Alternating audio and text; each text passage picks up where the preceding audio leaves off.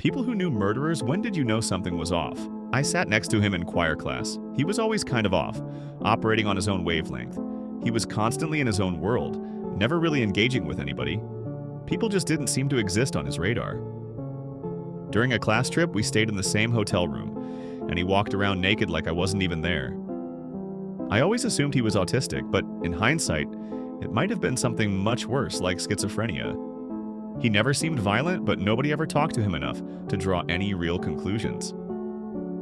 A few months ago, he beat and stabbed his mother to death with a kitchen knife. It was so brutal that dental records were needed to identify her body. He cut off one of her breasts and implied in his confession that he ate part of it.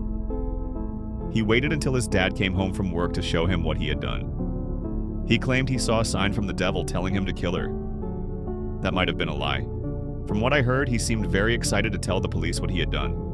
Knowing what I do about him, he may have said it just for the attention. He turned himself in, waived his Miranda rights, and confessed to everything.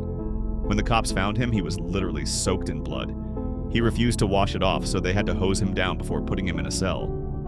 He's now looking at 40 years in prison. His mom was an amazing woman. She tailored our suits for choir and was constantly volunteering. If there was an event, she was there.